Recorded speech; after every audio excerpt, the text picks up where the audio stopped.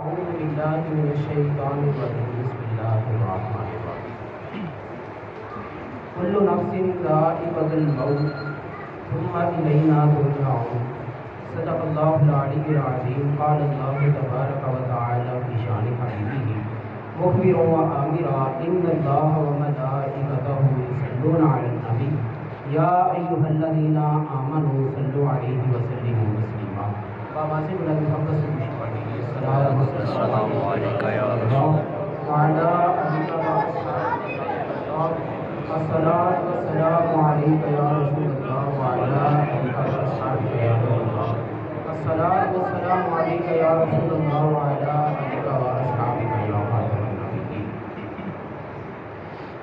حمد و ثنا کے بعد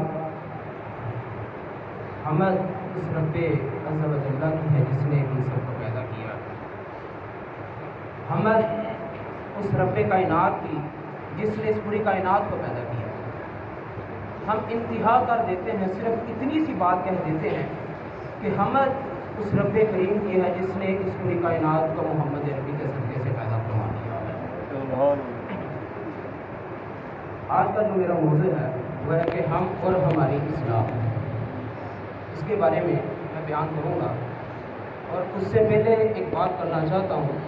انسان کو زندگی کے اندر اتنا فخر کرنا نہیں چاہیے, لیکن بات میں کر لینا چاہیے. آج میں سمجھتا ہوں کہ میری یہ خوش قسمتی ہے کہ آج میرے جو درس نظامی کے استاد صاحب ہیں, استاذی و مکرمی استاذ العلماء حضرت علامہ مولانا احمد رضا صاحب, ان کے سامنے بیان کرنے کا شرف حاصل ہو رہا ہے. یہ میرے لیے بہت اہمیت کی بات ہے. میرا ذکر اللہ تعالیٰ ارشاد فرماتا ہے کل نفس ذائقۃ الموت. ہر شے نے, ہر جان نے موت کا ذائقہ چکھنا ہی چکھنا ہے. جس کے اندر جان ہے اس نے دنیا سے جانا ہی جانا ہے. صحیح بخاری شریف کی 10 بار کا نبی علیہ السلام, اچھا دیکھیں, انسان نے دنیا سے جانا ہے. نبی علیہ السلام نے ہر جگہ پہ, ہر موڑ پہ انسان کو تربیت دی کہ بندہ خدا تو نے رہنا کیسے ہے. فرمایا کن فی الدنیا کا انک غریب او عابر سبیل. فرمایا بندہ خدا تو دنیا میں ایسے رہ جیسے تم مسافر ہے یا تو پھر کبھی اجنبی بن کے آیا. دیکھیں ایک مسافر ہوتا ہے, کوئی مہمان آتا ہے, وہ کتنا کو سامان لے کر آتا ہے. تھوڑا سا سامان ہوتا ہے, کپڑے ہوتے ہیں, کوئی کھانے پینے کے اتنے کے اخراجات لے کر آتا ہے. فرمایا ایسے رہ, تیری زندگی یہ, تیری اصلیت یہ ہے کہ تو دنیا میں مسافر بن کے ہے, تو اسی طرح تم نے لوٹ جانا ہے. یہ انسان کی اصلیت ہے. ہم بڑی بات نہیں کرتے, جو بڑے 60 سال کے بزرگ ہیں, 60 سال سے اوپر بھی لگا لیں, ہم اگر ان کے پاس بیٹھ جائیں, پوچھیں بابا جی آپ کی عمر کتنی ہے, 60 سال, جی جی, تو پوچھیں پتہ چلا ہے, وہ کہیں کہ نہیں بیٹا ایسے لگا جس طرح کل پیدا ہوا. جس مرضی بندے سے پوچھ لے آپ, جواب یہی آئے گا. پھر انسان اتنا رب کو بھول کے اتنا آگے کیوں نکل گیا؟ ہمیں تو دنیا میں دیکھیں ایک موبائل ہے, وما خلقت الجن والانس الا لیعبدون. اللہ تعالیٰ فرماتا ہے میں نے جنوں اور انسانوں کی عبادت کے لیے پیدا کیا. انسان کہتا ہے میرا مقصد کیا ہے, میں کس لیے آیا ہوں دنیا میں. اللہ تعالیٰ نے بتا دیا تیرا مقصد صرف عبادت کرنا ہے, کچھ اور کرنا نہیں ہے. بس اتنا کو کما, اتنا کو کھا کے تو دنیا میں رہ سکے, زندہ رہ سکے. دیکھیں ایک موبائل ہے, سن 1900 سے پہلے یہ موبائل ایجاد ہوا, تو اس کا کام کیا تھا کہ یہ فون کرواتا تھا. اب جب موبائل اپڈیٹ ہو گیا, اتنا زیادہ اپڈیٹ ہوا, اس کے فنکشن چینج ہوئے, تو ابھی بھی موبائل کال کرواتا ہے. وہ ایک بے جان چیز ہو کے اپنا مقصد نہیں بول رہی, ہم انسان ہو کے اپنا مقصد بول رہے ہیں. امام غزالی نے بہت پیاری بات کہی. امام غزالی فرماتے ہیں کہ تو کمرے کی کنڈیاں لگا لیتا ہے, پردے ٹکا دیتا ہے, باریاں بند کر دیتا ہے. میرے امام غزالی نے یہ بات لکھی, فرمایا کہ تو اتنا خود کو سمجھتا کہ میں اکیلا ہوں, تو گناہ کرنا شروع کر دیتا ہے. امام غزالی فرماتے ہیں تو ان سے ڈر رہے جنہوں نے تجھے پیدا نہیں کیا, اور جس نے تجھے پیدا کیا تو اس سے ڈر ہی نہیں رہا. کسی نے بہت پیاری بات کی, اس نے کہا کہ اگر پتہ کرنا ہو کہ نیک کون ہے, اللہ کا ولی کون ہے, فرمایا اس جس کی تنہائی پاک ہے نا وہ اللہ کا ولی ہے. جب انسان تنہائی میں ہوتا ہے نا, سب کچھ وہ اپنے لیے ہوتا ہے, اسے پتہ ہے میں یہ ہوں. بزرگان دین چھوٹی چھوٹی بات اتنا زیادہ رویا کرتے تھے. छोटी सी बात जिसे हम गुनाह समझते ही नहीं, उनके नज़दीक वो बहुत बड़े गुनाह होते हैं। इमाम गज़ाली ने मिनहाजुल आबिदीन के अंदर बहुत प्यारी बात लिखी। आपने फरमाया कि एक अल्लाह के बुजुर्ग थे, उनसे कोई गुनाह हो गया तो 40 साल होते, 40 साल कोई अरसा होता है। आज हमारे यहाँ दाढ़ियाँ सफ़ेद हो जाती हैं 40 साल पे। इमाम गज़ाली ने लिखा कि 40 साल वो बंदा रोता रहा। पूछा मुरीदों ने, हुजूर बात क्या है, वजह क्या, क्या गुनाह कर लिया आपने? कहने लगे बेटा बहुत बड़ा गुनाह हो गया। हुजूर बताएं तो सही, 40 साल कोई अरसा गुजर गया, क्या बात क्या हो गई? कहने लगे हाँ मेरा एक दोस्त आया था, मैंने बाज़ार से मछली ली, उसे खिलाई, वो जाने लगा। बात सुनिएगा गौर से। जाने लगा तो कहने लगे इमाम गज़ाली के वो बंदे ने कहा कि मैंने अपने पड़ोसी की दीवार से मिट्टी उतारी, उसके हाथ धुलवाए, उसने हाथ धो लिए, बस यही मुझसे गुनाह हो गया कि मैं 40 साल से रो रहा हूँ। पड़ोसी की दीवार से मिट्टी उतार कर हाथ धुलवा दिए, कह रहे कि ये मुझसे गुनाह हुआ है। भाई हमारे यहाँ तो ये गुनाह ही नहीं है। हमारे यहाँ आलमिया तो ये बन गया है कि किसी की बाहर जो कोई ईंटें मंगवा ले घर बनाने के लिए, वो रात को 3 मरतबा उठकर देखता है कि कम तो नहीं होगी। हमारा ज़माना तो यहाँ तक हम इतने गिर चुके कि वो बंदे ने अपने पैसों की ईंटें लगाकर मट्टी लाकर बाहर रख दी है, तो हमें पता ही नहीं है। बस वो बंदा डर रहा है कि कहीं उठाई ना जाए। वो दूर की बात मैंने कह दी, हम इससे भी करीब आ जाते हैं। ये मस्जिद है, इस मस्जिद के अंदर जो भी अहबाब आए दूर नज़दीक से, अल्लाह ताला सब आना जाना कबूल फरमाए। लेकिन जूतियाँ हर कोई पहन कर आया, किसी की अच्छी जूती होती है, किसी की कम। जूती होती है जैसी भी हो। मस्जिद में अगर बंदा आ गया तो वो नंगे पाँव घर वापस नहीं जाना चाहता। हमारी बात ये, हम इतना आगे पहुंच चुके कि भाई इधर कोई जूता पहन कर आया, उसे भी यकीन नहीं होता कि मेरी जूती मुझे मिलेगी या नहीं मिलेगी। मसाजिद में कैमरे लगा दिए जाते। हमने 1400 साल, आज भी इमाम हुसैन का जिक्र होता है, 1400 साल बाद इमाम हुसैन की याद ताज़ा की जाती है कि उन्होंने दीन के लिए अपनी जान दी। हम कहते हैं हुसैनियत जिंदाबाद, बिल्कुल अच्छी बात है, हुसैनियत जिंदाबाद है। लेकिन कैसी हमने हुसैनियत जिंदाबाद की हुई है कि अभी तक हमने खुद को दुरुस्त ही नहीं किया, अभी तक हम दुरुस्त ही नहीं हुए। इमाम गज़ाली ने कहा, इमाम गज़ाली फरमाते हैं मिनहाजुल आबिदीन के अंदर ही, आप फरमाते हैं कि सच्ची पक्की तौबा की तारीफ पता है क्या है? आप फरमाते हैं सच्ची पक्की तौबा की तारीफ ये है कि बंदे ने जो गुनाह कर लिया है ना, अब पक्का इरादा कर ले ये गुनाह नहीं करूँगा। फरमाया ये पक्की सच्ची तौबा है। ऐसे तौबा नहीं होती कि बंदा बस गुनाह कर लिया अल्लाह मुझे माफ़ कर दे, नहीं। फरमाया रो, अच्छी तरह रो। इमाम गज़ाली ने तरीका भी बताया तौबा करने का। मेरे इमाम फरमाते कि तौबा करने का तरीका ये है कि तू 2 नफल पढ़, उसके बाद जो तू किसी कमरे में बैठ जा, रोता रहे, रब ताला की बारगाह में मना रब ताला को, मालिक मौला बहुत बड़ा गुनाह हो गया है, मुझे माफ़ कर दे। रो, 2 नफल पढ़ने के बाद फरमाया फिर पक्की सच्ची तौबा करके निकल, तो फिर ये तेरी तौबा है। हम कौन सी ज़िंदगी में रह रहे हैं, हम कौन सी, देखिए नमाज है ना, नमाज पढ़ना भी ज़रूरी है। मरने वाला चला जाता है जहाँ उसने जाना है, लेकिन बात यह है कि जब भी हम किसी को बयान नसीहत होती है ना, वो सिर्फ थोड़ी देर हम समझते हैं कि बस ठीक है अब आज अमल करूँगा कल शायद, ऐसे ही होता है। बात यह है कि जो नसीहत की गई उस पर अमल पैरा होना, ये पक्की बात है। 5 नमाज़ें पढ़नी।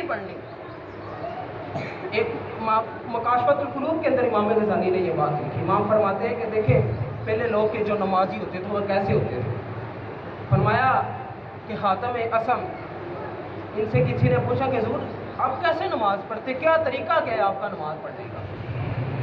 फरमाने लगे बेटा जब नमाज का वक़्त हो जाता है तो अच्छी तरह वज़ू करके अपनी उस जगह पे आकर बैठ जाता हूँ जहाँ नमाज पढ़ने का लगा था।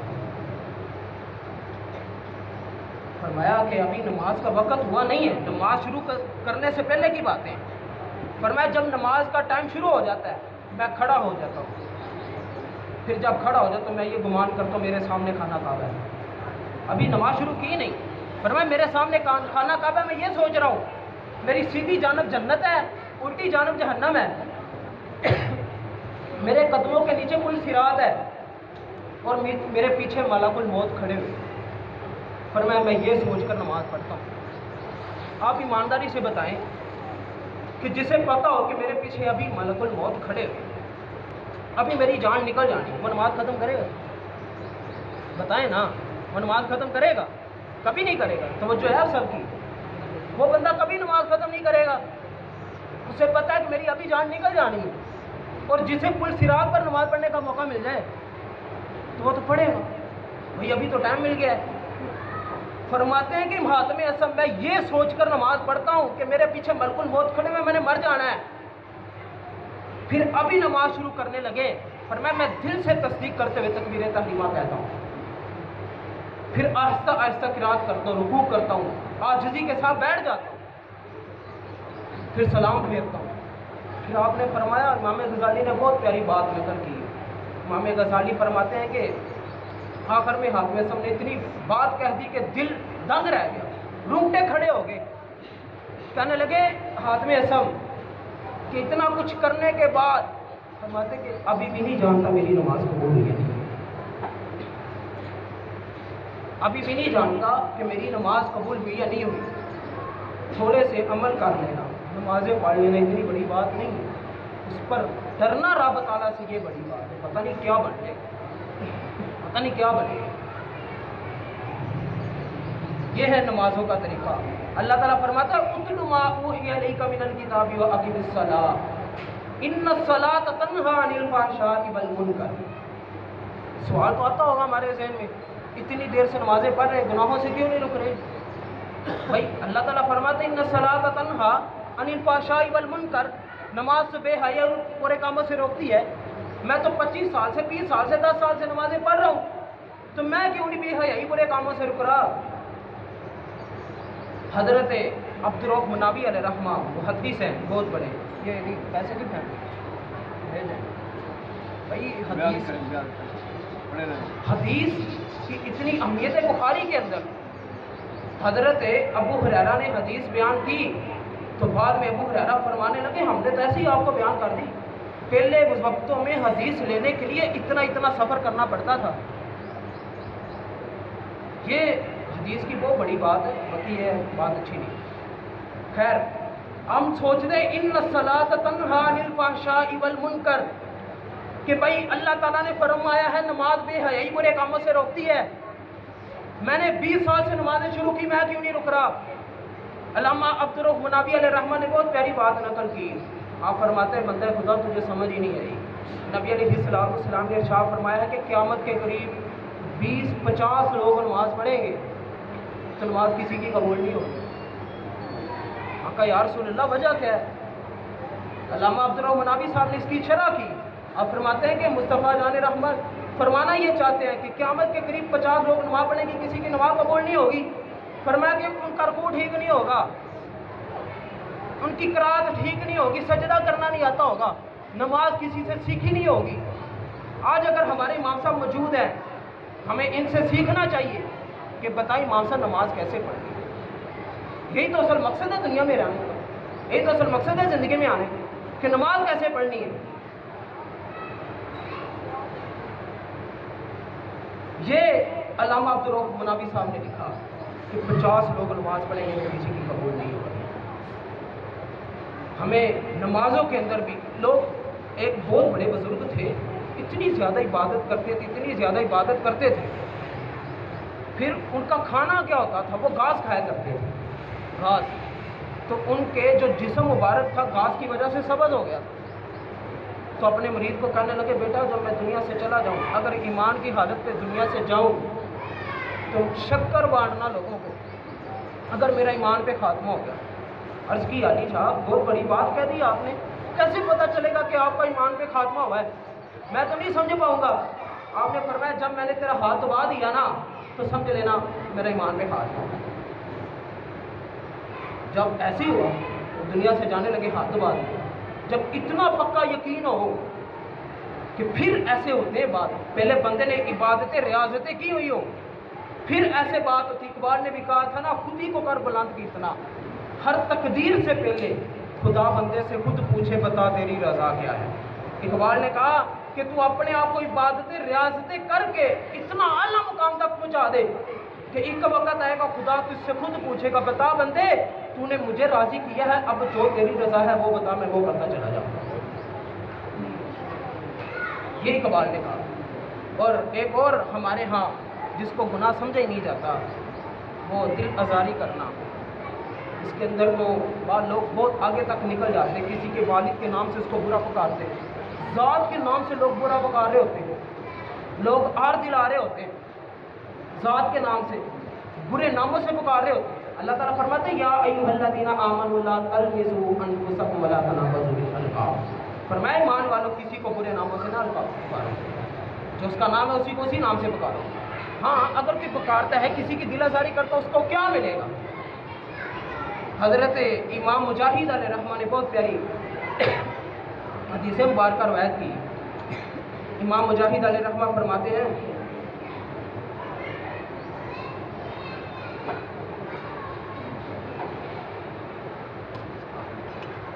امام مجاہد علیہ رحمہ فرماتے ہیں کہ قیامت کا دن ہوگا تو اللہ تعالیٰ بعض دوستیوں کو خارش میں مبتلا کرے گا. دنیا میں کتنی خارش ہوتی ہے, تھوڑی سی خارش ہوتی ہے, اوپر سے ماس ادھر جاتا ہے, بندہ جاتا ہے ڈاکٹر صاحب کے پاس, ڈاکٹر صاحب نیند نہیں آ رہی, نیند نہیں آ رہی, کچھ علاج دیں, دوائی دیں. ہوا کیا ہے؟ صرف خارش کی وجہ سے تھوڑا سا ماس اترا ہے, تھوڑا سا ماس اترا ہے تو نیند نہیں آ رہی. بندہ ڈاکٹر صاحب کے پاس جاتا ہے, ڈاکٹر صاحب نیند نہیں آ رہی.